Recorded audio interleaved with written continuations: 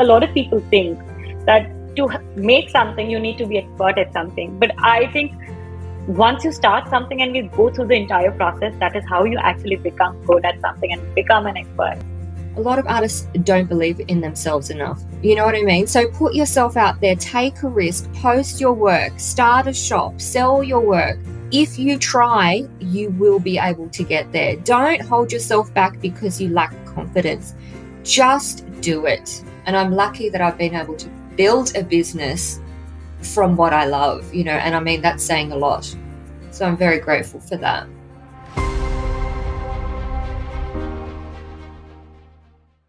Welcome to the podcast, Danijela. Thank you. I'm so excited to talk to you. Same here. We've had a long conversation before we even started. And I have just pressed record because I was like, if we keep on talking, I could have talked to you a lot more hours. But I have to make sure that we keep some goal here to share with our listeners. I am extremely excited to have you here with me today. Thank you. Thank you. So what would you like to ask me? Beautiful Bazaar is not an unknown name in the industry. Today, from where we're speaking, everybody who's listening, every other, yesterday I was interviewing June Stratton. Yes, I love her. Yeah, and I think she, Haven's Gallery, I think she has an exhibit, and I think it's along with you. I think it's with you. I'm not very sure. I think she was in our exhibition in Modern Eden last year. But yeah, no, I love her work. And we printed her in the magazine, and yeah, she's amazing. I love her. Yeah, she was amazing. And at 63, what she's doing, and it was so inspiring and it was so nice. And that's what I'm saying. A lot of our people, a lot of our community loves not only me, but we absolutely love the work that you do. I'm so inspired. I think us two has thanks to you and the work that you do with Beautiful Bazaar, I have always looked up to what you're doing. How can we match up to a level like yours? How can we do better? And I've always looked for you indirectly also before speaking to you for guidance, for how things are done, because I also didn't come from a business school, art school, no school. I just came from a design school and then figured everything on my own. So I think this is a very, very special episode for all of us. And I've had the pleasure and I had to scout you because you're not an easy person to get hold of. Yes, I'm in stealth mode. And we are taking your solace and your peaceful time away a little bit. So thank you in advance. I was going to say, so I'm not hugely on social media. If you have a look at my Instagram account, I very rarely post photos of myself. I prefer to just share art, and I prefer to just really work hard in the background and let the artist shine and let the artwork shine. So it is sort of hard to find out any personal information about me, which I'm more than happy about, actually. But we got you.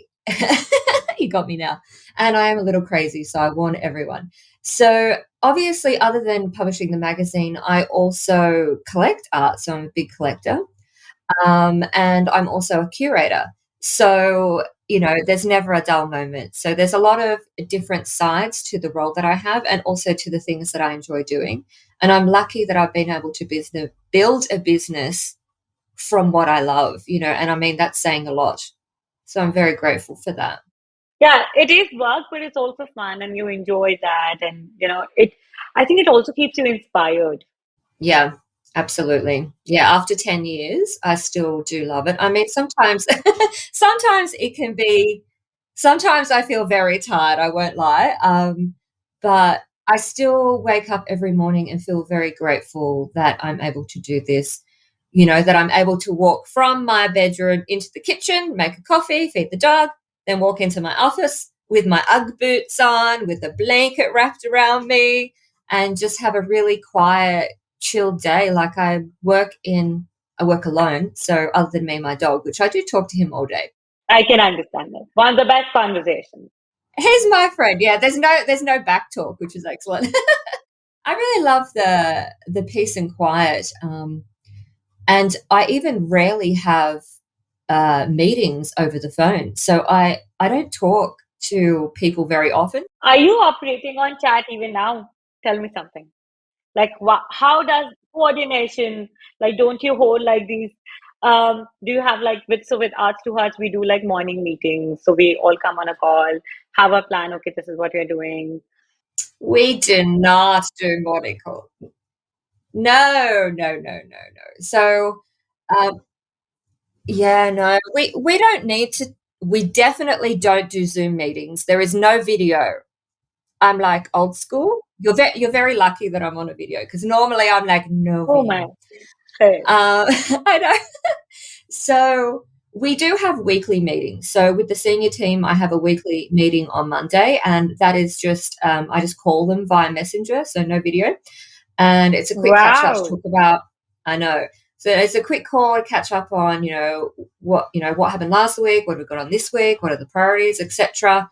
And a large portion of that is also talking about personal stuff because we've known each other a really long time. So it's like, how's your garden? How's your dog? How's your mum? Or you know what I mean? So Yeah. after 10 years of working so closely, we have all become really good friends, which is really lovely. Yeah. And then the rest of the time, we just talk to each other on Facebook Messenger by chat. So just we type. Even today, no WhatsApp? Yeah. Oh, no, not WhatsApp, Facebook Messenger. Wow. I'm sure you're Yeah, pretty efficient with, I think this makes it, I think this has made you working and it has worked it because there can only be one reason. That means you're pretty good with management. Can I say that? Because running a absolutely. business, Yeah. because you might have so many things. Do you use like, how do you bring everyone on the same page there? Like moving between editions and, once we are publishing one magazine and there's already another in progress and then you're Yes. planning the third in the collaboration, there's so much happening and then like Yes. sometimes it irritates my mind so much. I'm like, can I think Oh, about yeah. one thing please? How do you manage that then? If you knew what I have on right at this moment, your brain would explode. And if I think about it too much, my brain will explode too. So I just get it done. I just get it done. I just get into it and get it done. So, there are so many apps and there are so many things and there are so many ways of making things very complicated. We don't do that. We just use the easiest, the free, and what works. Just if it's free and it works, that's what we're doing. And so from the very beginning, we used Facebook Messenger to communicate and email, obviously. And we also use to organize to manage artists, both for the magazine and the exhibitions. We use OneNote and obviously, the Google Suite, so Google Sheets, yada, yada, yada, Google Drive. But yeah, the way we communicate every day is through Google Messenger and, Facebook Messenger. Yeah, and so there's only one person that is in my time zone.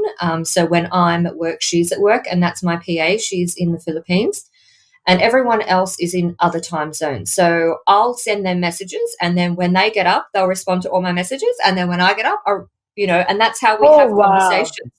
Yeah, Oh yeah. Only wow. only once a week do we talk on the phone, and it works for us because it means that there's no drama. There's no like, oh my God, we have to do this now. Because then you're not going to, they're not going to see it for another 12 hours. So everything's really cash and we all just get it done and there's no drama. I'm just very lucky that I have the team that I have. I think that works well with my personality because I can be a bit crazy. all the best people are crazy, but that really also love the magazine and support the mission and are passionate about it, but that also believe in me and believe in my crazy ideas and support them and are willing to put in the hard work. And I'm just very, very lucky. I don't know, I'm so grateful is all I can say. I love that. Okay, tell me something. Um, this you've been able, like, tell 10 years. 10 years is a good time. Um, you find the confidence, you understand your patterns, you know your insecurities. And I think you become, once you're doing something for far too long, in the sense of specifically a business, um, typically a few businesses close in the first 2 years, then after 5 years. And if you've crossed the 10-year mark, in itself, it's suggests a better longevity of the business. You've crossed that time. Crossing the 10 years, I think, Yay! hey, but we love you anyways. We would have supported you, and we still do. Love that. Um, but tell me something, like after 10 years, you feel a lot more consolidated. You know what you want. You know this is how you don't fall for fads, you don't fall for trends, you know the hardships, you know this is a downtime, you know this is an uptime, like all of those things. But once in the beginning of the business, you see things happening around you. You see, okay, you know, I think I would be very honest saying fear of missing out. There's this fear, okay, if what if, because when you do not come from like how things work, you're only putting your intuition behind those ideas. And did you ever in the beginning had those fears like, what if the way that you're working, will that be able to be scalable? Now you know it is because you've been doing it for 10 years, but it's not a normal process. Did you have those things like, I had literally no idea what I was doing in the beginning. I I had no experience or knowledge in publishing. Before I started the business, I was a senior personal assistant, so a senior secretary, all of my working life up to that point. Um, but I did have, a bit of sort of technology skills, and I had a bit of design skills, and I loved art, and I thought, I'm just gonna go for it. I'm just gonna do this. I can design a magazine. I can totally do this. yes, let's hear And the so, story. How did you do your first design also? I'm very interested in that. oh my god! So Beautiful Bazaar started just as a Facebook group page, and I was just sharing art that I love. Right, I was just sharing art that I loved, and spending lots of hours on the interwebs finding art that I loved and sharing it on the Facebook page. And you know, the amount of followers was growing and growing. This was, when we had organic reach on Facebook 1,000 years ago. And so I could tell that people were really interested in seeing this art. And the reason why I was so passionate about it was because, you'd go to a museum or an art gallery, you would see white walls, you would see this work that you were like, what is that? I don't even understand that. And, it'd be so conceptual, or it'd be so, abstract and so modernist. Beside the work, there'd be like a statement written down, and you have to read that to understand the work. It's like, well, that artist should have been a writer instead of a visual artist, because why should I have to read? And, none of the work engaged me. I wasn't moved by it, or there would be, abstract work that looked like a child threw paint at a canvas. And I'm like, where is the mastery? So I was like, I want to bring back figurative art in all of its different styles. That's what I love. And I think I think people want to see more of that, because we can see ourselves and our experience and our memories and our dreams and our hopes in figurative art, right? Because we can connect to it. And whether it's a person or an animal, we can still project that onto a figurative work, right? So anyway, I'm like, yes, people are loving this too. I feel so validated. It's not just me, right? And so I'm like, yay, I'm not alone. And then I started thinking, I'm spending so much time doing this. And I hated my day job. Like, I loved my boss, but I just was so bored of doing admin work, all of my working life. It was so boring. I was like, Boring. no.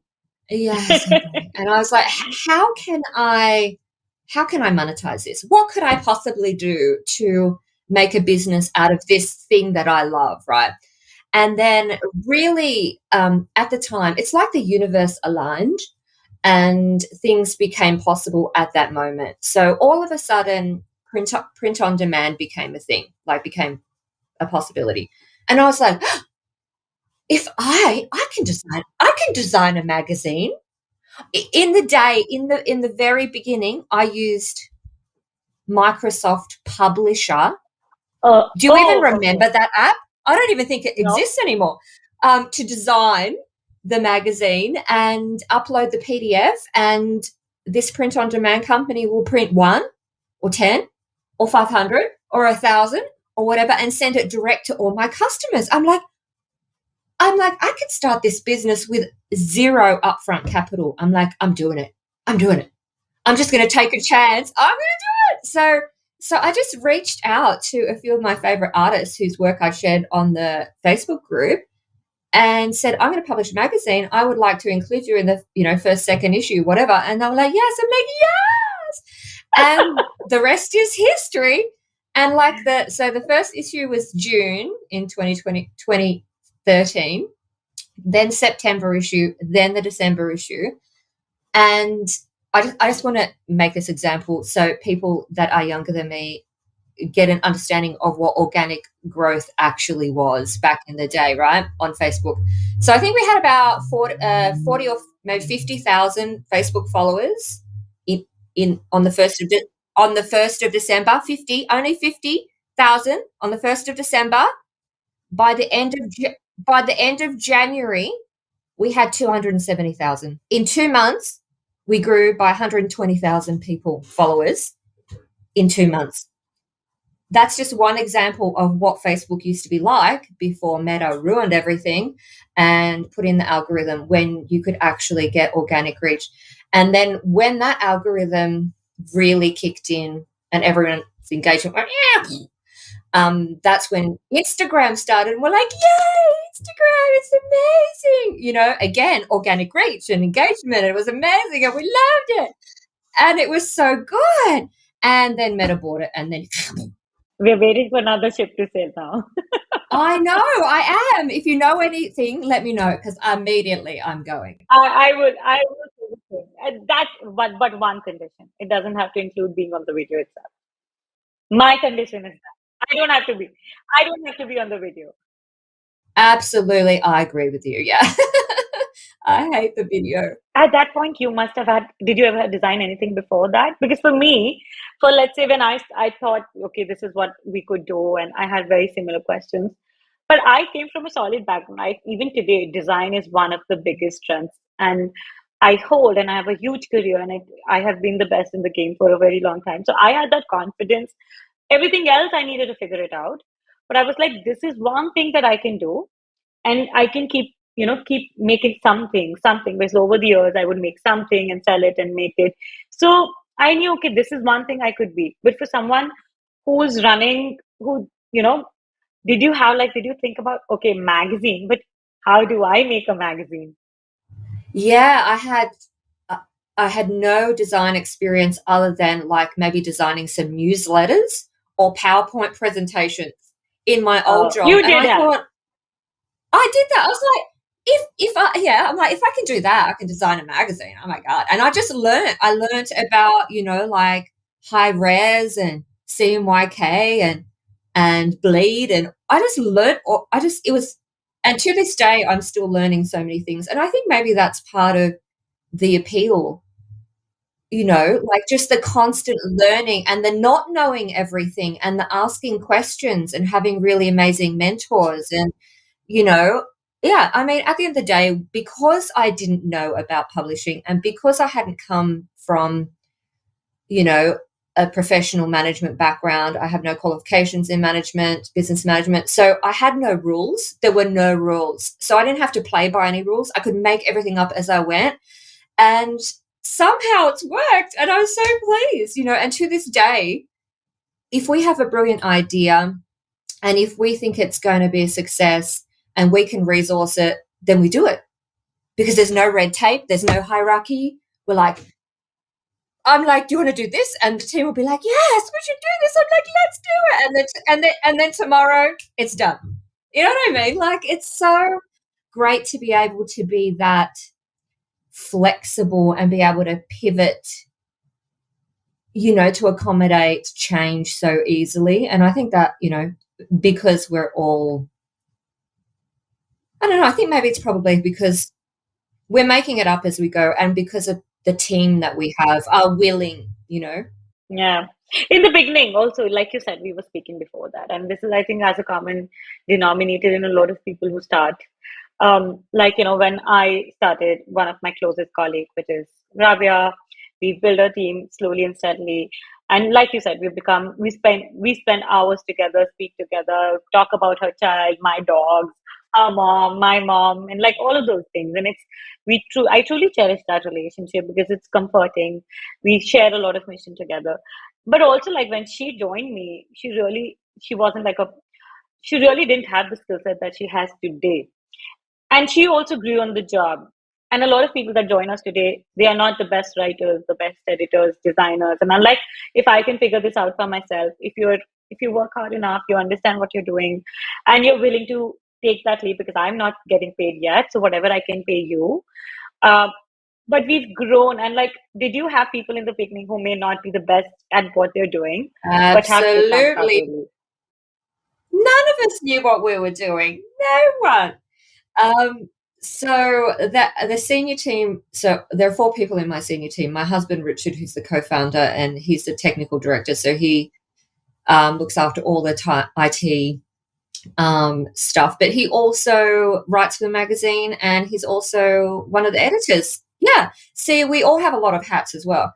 And then we have Jeanette, who's my finance manager, Natalia, who's my deputy editor, and Bella, who's my online editor.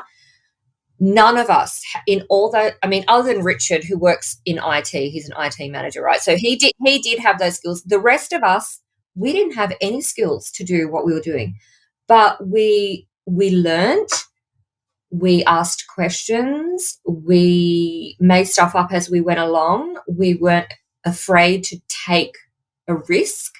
We weren't afraid to take on something that was really outside our comfort zones. And we made mistakes, and that's fine. I don't care if we make a mistake. Well, we made a mistake. We learn from it. We move on. The only person, so, we've all grown professionally a huge amount over the years. But so Jeanette did, so when she started, she's also a senior PA. She started her accounting diploma and then over the years finished her accounting diploma and then finished her degree. So what she started at the very beginning doing my accounts, she's ended up doing a degree and is now my finance director. So she has actually gotten the relevant university qualifications to do her job. But the rest of us are just making it up, Dal. Wow. And that is the Yeah. beauty, because every day, like, when we discuss ideas, I'm like, you know what? I really want to make this new book. And I don't know how that would happen, but, and we're like, okay, let me look out for this and let's do this research and let's pull this out. And somehow something happens, and it just happens. And we had no experience, no expertise. And but in the process, when you make that, and I think that is another reason a lot of people think that to make something you need to be expert at something. But I think once you start something and you go through the entire process, that is how you actually become good at something and become an expert. Yes. Absolutely, absolutely. And I do understand that it's important to get a degree. But look at art, for instance. Do you have to go to university or college to become an artist? No, you can be a self-taught artist. And self-taught artists are just as good as artists that have done a degree in fine art. The same applies, I think the same applies in many, many industries. Okay, I'm not saying that I want my doctor to be self-taught, but but I think it can work in a lot of ways. And as long as you're determined, as long as you have an open mind, and as long as you're willing to learn and change and admit your mistakes and analyze the business and say, this is working, this isn't working, let's just change it. Why not change it? If it's not working, get rid of it. If it is working, or here's another idea, I think you have to be flexible. Yeah. Yeah. Okay. Another interesting question. At any point in these 10 years or before, you thought of becoming, do you see yourself as an artist? Because I feel people, business owners, business creators are artists themselves. I have this conversation with my partner, and we co-founded a company, like we started a company together that he runs now. I silently work through that, and it's done brilliantly. And my own process as an artist and what we do there and what I do here, I see a very similar pattern. I feel like we're all creators and we behave like artists. Just our mediums are very different. Sometimes my medium is, let's say, a canvas or something. Sometimes It's the screen, it's the team, and sometimes something else. So, do you consider yourself as an artist? And did you ever thought of getting your hands into like being in the visual art space yourself? I did do art in high school for my HSC for my final 2 years. I did ceramic sculpture actually. So I always have loved art, and when I was young, I also used to draw. I've always loved art, and when I left school, I looked at actually going to do a fine art degree. And at that stage, you had to have a portfolio, and they would judge your portfolio, and depending on that, you could get in or not. And I'm like, I don't have a portfolio. So I thought, well, that's clearly not going to happen. But I always, from a young age, all the way through, even when I got a job just working in an office, I still was always immersed in art. I know it's still around, but DeviantArt was the massive website before Facebook was even born. Millions of artists were on there sharing their work and stuff. I was always I was always on that website. I loved it. And then Facebook became a thing, and we could have Facebook groups, and then the magazine, and then Instagram, and now TikTok. I don't know. It's become my new obsession. I love it. I love all the dog and cat videos, but I Oh, do. I second you. I love it, the dog and cat videos. But I also really love the art videos. And I love the news and, the learning that you get from TikTok. But anyway, I digress. Um, Now I can't remember where I was going again. This is what happens, darling, when you get menopause. When you start menopause, your brain, you walk into a room and you're like, what was I doing coming into this room? You know what I mean? Or you forget people's name, or you forget names of objects. You'll be like, What is this called? yeah, and it's like an apple or something really easy. So yeah, the menopause brain fog is real, darling. So I started menopause a few years ago. It's been interesting, let me assure you. So excuse my like weird brain pauses. Now you know why. You were talking about being an artist. Yes. Oh yeah, well done. Okie dokie. So yeah, so I did do some sculpture and I did draw when I was young. But after that I decided I was going to be an art enthusiast rather than artist, because I started to see all the incredible work out there and I went, look, I don't have this level of ability. So I'm just going to enjoy everyone else's art. And then I'm going to promote and uplift other people's art. So even though the magazine is not an artwork, but it is still my creative outlet. As far as I'm concerned, it's beautiful. It's visually beautifully aesthetic, and all the design that goes into it. You are an artist. Oh, me? No, no. I have always believed that because it's, I see that being on both sides of the game, being an artist. Um, for me, even while I'm doing all of this, of course, these projects are a lot more collaborative. Sometimes art practices are very solitary, but also look at other artists. A lot of their practices are very collaborative. They have so many people helping them. I don't know if you know, let's say, for example, a lot of artists who have huge production teams, who have so many processes in between, like ours, like let's say being making the magazine or making this. For me, this podcast is a Yeah. creative Your process. creative outlet, one of them. Yes. Yeah. Oh, you know what else I do? Obviously the magazine, but in my personal life, my other creative outlet is gardening. It's like I'm painting with flowers. I love it so much. Since I moved to Armidale, which is in country New South Wales, um, I've planted so many beautiful flowers in my garden, and yeah, it is literally like painting with flowers. I love it so much, and I love watching everything grow. And yeah, that's my other thing. That and my dog and my husband. And it also takes a vision to make, like, I'm sure you would, with every new issue that we come up, like, the themes that you have to pick, and then, oh, what would be a good artwork, what do we want to say with this, what do we want, like, it is a creative process. You're just creating, not creating on a canvas, instead you're creating very differently. Yeah, I'm painting in a magazine with other people's artwork. I love it. Wow, best way to describe it. Yeah, exactly. So the magazine process is really, it is very creative because myself and the team, we collect ideas to curate each issue. So currently we're collecting ideas for the December issue. So this is how far in advance. So here we are in the end of June curating the December issue. So we're looking at ideas, and then from all those ideas, I narrow it down and I do kind of like a mood board to have a look at all the artists and the different, what sort of editorials I want, make sure there's a good mix of styles, mediums, dark, colorful, like people that might focus on still life or animals or people or pop surrealism or realism or, all. I like to have a really good mix of everything. So there's something for everyone, right? So, I keep all of that into consideration. I also always look back at the Beautiful Bazaar Art Prize winners and finalists. So I always include at least one or two of those in each issue of the magazine. Of course, we have like a huge amount of artists that we follow on social media. So, we gather ideas from all these places. Um, and then once I've made a firm decision, I then go out. So next month I would go out and I would approach all those people and go, "Hi, I really love to publish your work in Beautiful Bazaar magazine." You do that yourself?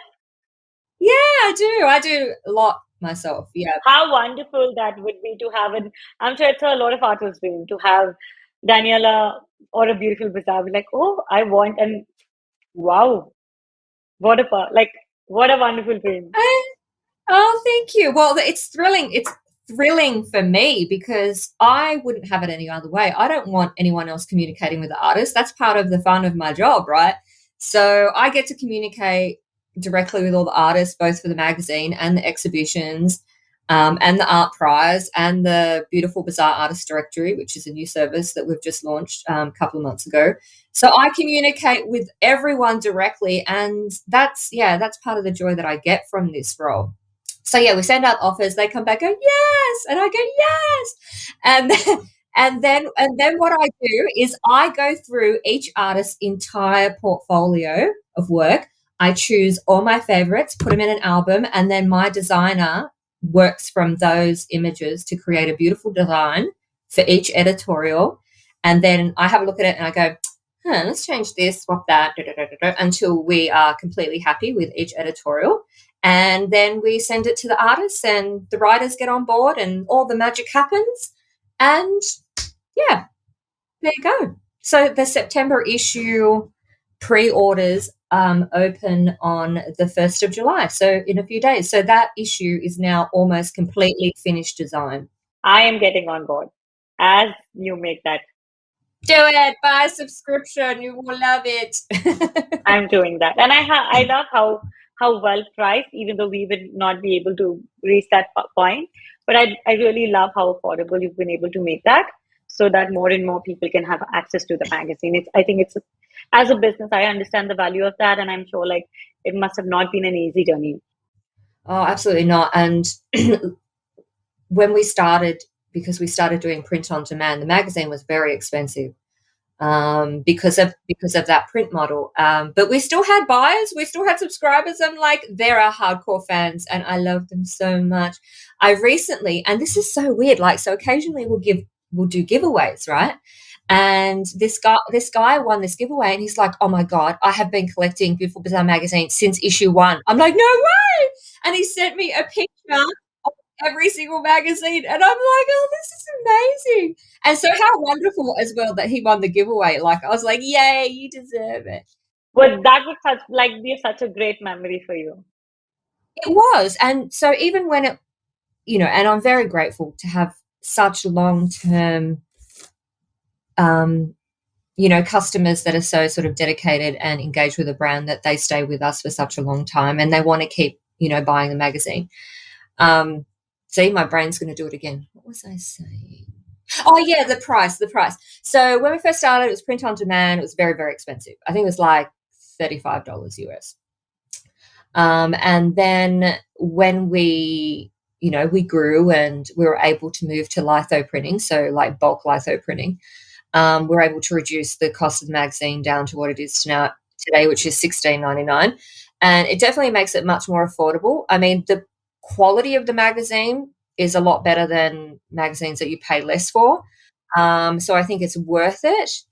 Um, but yeah, and at the end of the day, I know that not everyone can afford that either. So we do offer the digital magazine, which is like $4.99. That's like the cost of a coffee. So everyone can afford that, which I think is really cool as well. So, there's something for everyone, darling.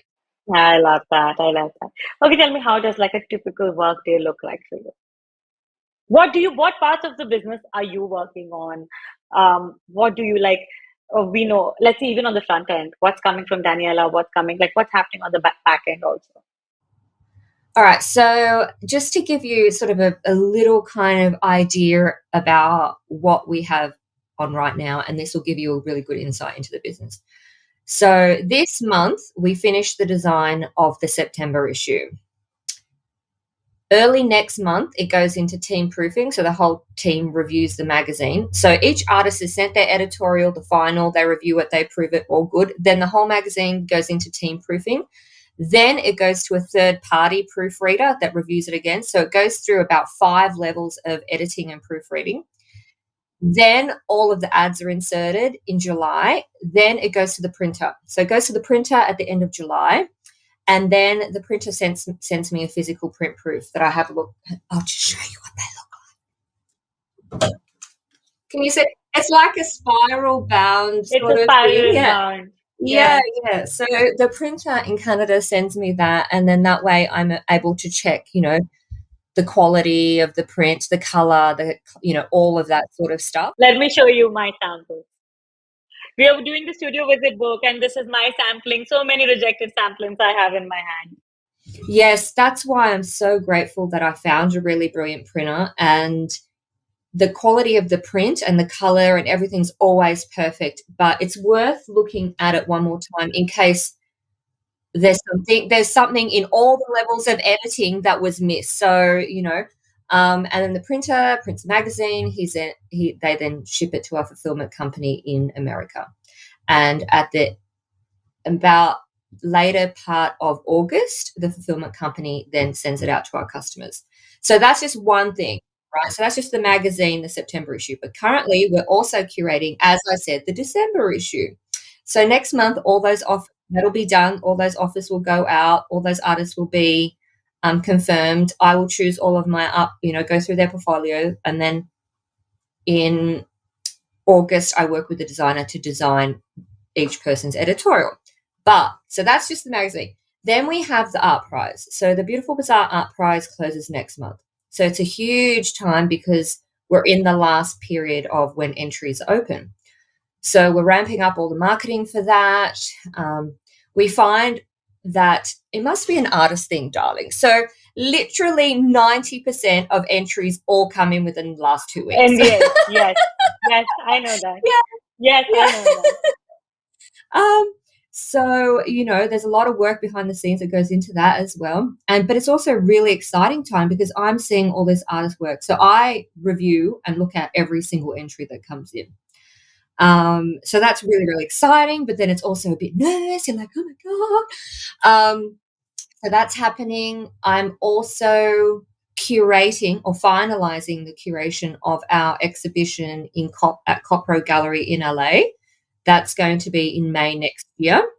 I'm also negotiating our next exhibition at Corey Helford Gallery in 2025.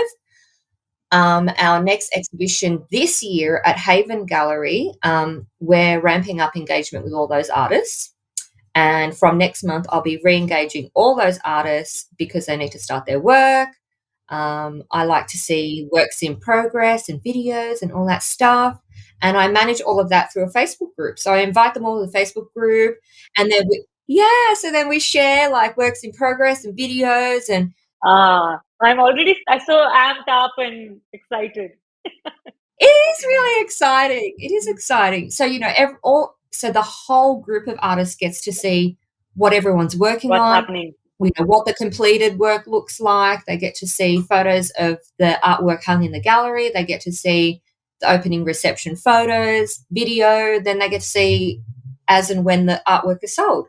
So it's very, everyone's engaged, everyone's kept informed, everyone, I don't know. I really like doing it that way. So, Oh wow. So your I can make out Facebook groups is your thing. yeah, darling. So I think I really decided early on that if it works and if it's free, I'm using it. Because we started we started with no capital, like literally no capital when we started the business. So, it needed to be free or very, very cheap. Otherwise, I couldn't afford it because I didn't have any money, right? So I was like, well, Facebook can do this. We can chat. We've got Messenger. We can ring each other through that. So that's free. We didn't have to actually ring each other on our mobile phones. Um, and then, groups became a thing and you can do all this stuff in groups. I'm like, oh my God, why would I use another app when I can do it this way and it can be free? So I do a lot of stuff on Facebook. I won't lie. Yeah. You're making the most of it. Yeah, why not? Yeah, why make it complicated when you can do it the easy way? Yeah. Yeah. Okay, tell me something. What has been the hardest thing for you building Beautiful Bazaar all these years? What was the hardest thing for you? Definitely the stress and the pressure. So it's not only the stress of trying to ensure my personal success, it's the stress of being responsible for other people's lives and livelihoods. So I feel a huge responsibility for my team. So the success of Beautiful Bazaar magazine is so much more because I need that for them. I want us all to be able to have, to live our truth and live authentically and do what we love, but also that we can support our lives, and that we can, put food on the table and pay our rents. So that's extremely, that pressure is intense. Just the everyday, day to day stress of never being able to turn off. So obviously in your day job, when you work in a 9 to 5, you can just go to work, clock off at 5 o'clock, go home, forget about it. You don't need to worry about it. But when you own your own business, you never switch off. Even when you're not actively working, you're still always thinking about it. You're thinking about, oh, I haven't done this. I need to do that. I need to talk to this person. What about this idea? Or, oh my God, how many sales have we made this month? Like all the things, you never ever switch off.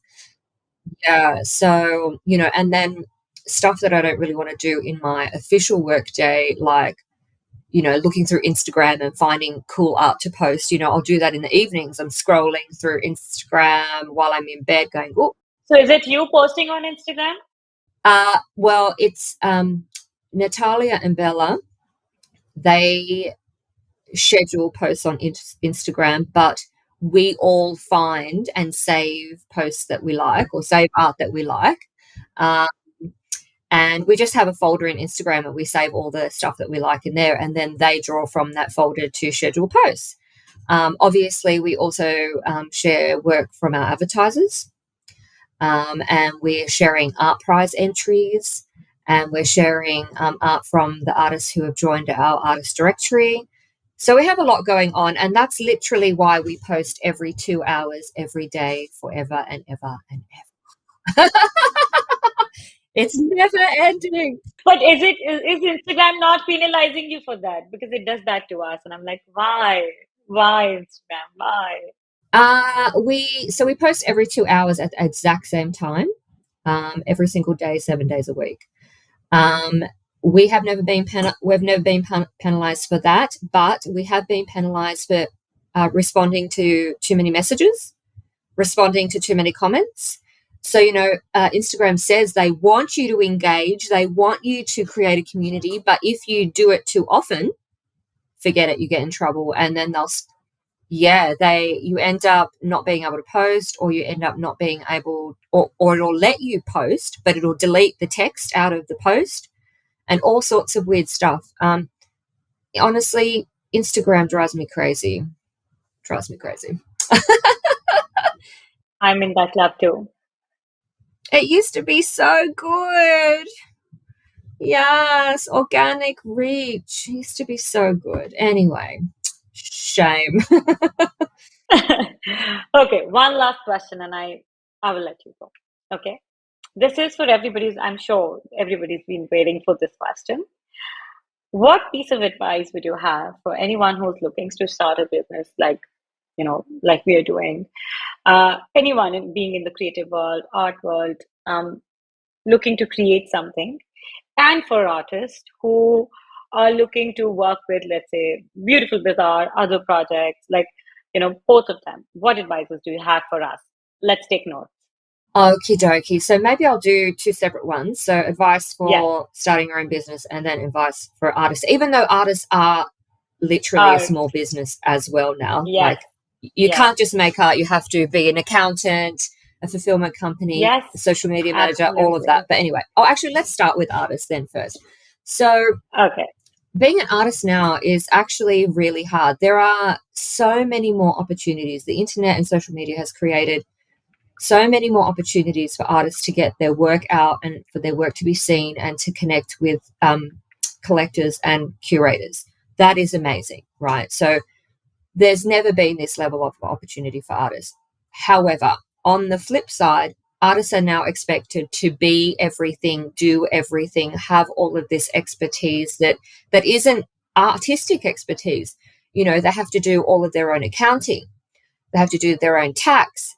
They have to, you know, uh, pack and ship things to people. They have to do their own social media marketing, their own, and learn how to make reels and videos and, which takes up a huge amount of time that they would much rather be creating. So the amount of time to actually do what they love has been made smaller because all of this admin and marketing stuff has become so much larger.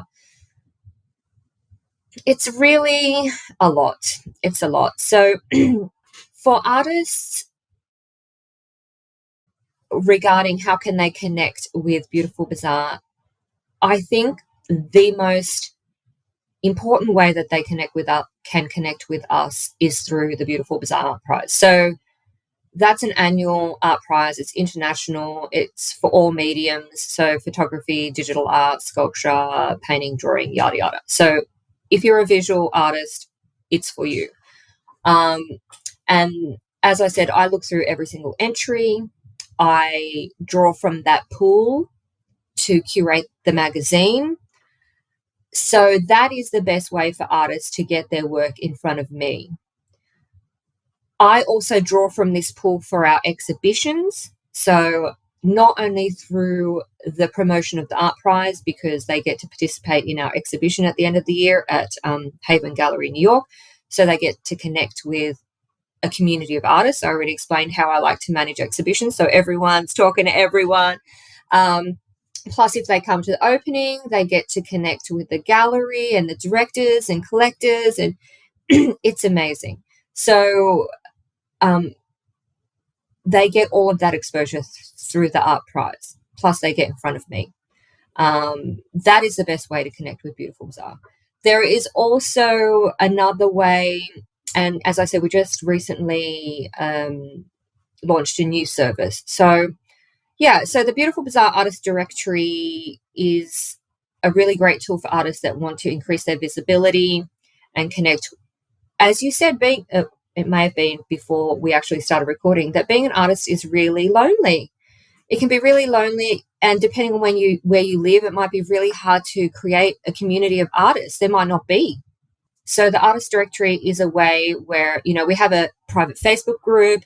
I'm on there talking to everyone. We're sharing, information. We're sharing personal stuff. We're sharing advice. We're sharing challenges. I'm responding to everyone. We're sharing artwork. And it's really great. So that's just one aspect of what you get from that directory. We also publish artists from the directory in each issue of the magazine in a special editorial. We also have a website where they get their own profile, a gallery.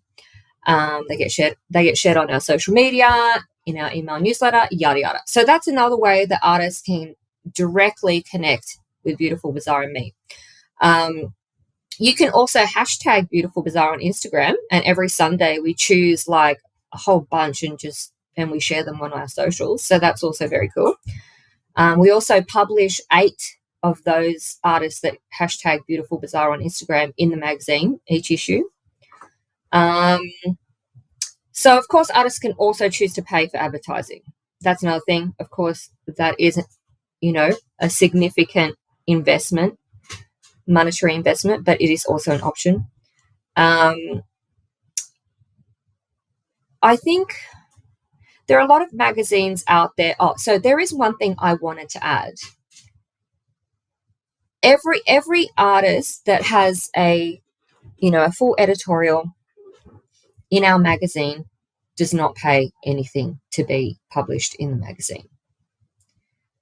So if I offer you an editorial in the magazine, it's at no cost to you because I want to share your work with our readers, right? It's my privilege and my honor to be able to publish your work.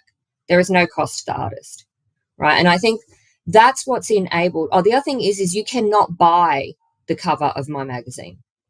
You cannot buy editorial. You cannot buy editorial. So we don't have fake editorials in there. You can't buy an article in my magazine. You cannot buy the cover. So that's what's enabled Beautiful Bazaar to have a really strong and unique perspective over time, because we're not allowing money to dictate what the magazine looks like, right? Yeah, you can buy an ad, fantastic, darling, but you can't buy editorial or the cover. So, I think, I'm really, we could have been doing that all along, darling. We would have made way more money, but I think it's more important to be ethical or moral to my own personal values. You know what I mean? And to me, yeah. So anyway, that was a side note. But so for starting your own for starting your own business, advice. Oh yeah, one other thing for artists actually. A lot of artists don't believe in themselves enough. They're not willing to. They're like, I'm not good enough. Or I haven't developed my practice enough, or compared to that artist, my work is not as good. It's like art is subjective. You know what I mean? There is someone out there that loves what you do. You know what I mean? So put yourself out there, take a risk, post your work, start a shop, sell your work. Like if you try, you will be able to get there. Don't hold yourself back because you lack confidence. Just do it. You know what I mean? Believe in yourself enough to put yourself out there is what I would say. So regarding starting your own business, advice. Be prepared to work really, really, really hard. Be prepared to sacrifice a lot of your personal time. Be prepared to never switch off and very rarely have a holiday and sick days. What is this? What is it? And if you're willing to do that, then your possibilities are endless. You know what I mean? That it doesn't matter if you have no experience, if you have no skills, if you have an idea and you're passionate about it, just try it. Just start it. Just start. Then you will learn the things along the way. You can talk to people. You can get advice. You can see what's working. If it's not working, change it. If it's still not working, get rid of it. Try something else. And also don't be limited to how things were done in the past. In the past, art magazines were just a magazine. They didn't become communities. Yeah, they didn't have social media, so they couldn't become communities. But they also, no one told me I couldn't have my own art prize. Yeah. So I just did it. I was like, I want to do this. I think it's really important. And so I just did it. So don't limit yourself in your thinking. Your business can be whatever you want it to be. You want it to be. But yeah, as long as you're willing to work hard, learn, Yeah. take advice, have an open mind, be critical of the business, look at it, from time to time and see what's working and see what's not working and make changes. Mm. You One thing we talked about earlier is you're going to have a million ideas. A Ideas. million ideas. A lot of them are going to be amazing ideas, right? One bit of advice on that is you can't do all those ideas. It's not possible Yeah. to actually do all those ideas. So what I have learned is it's really important to, of course, capture all those ideas. Make a file, put them all down, because maybe if you can't do them now, you might be able to do them in the future. But you need to look at all ideas realistically and say, is this going to actually generate enough revenue to pay me?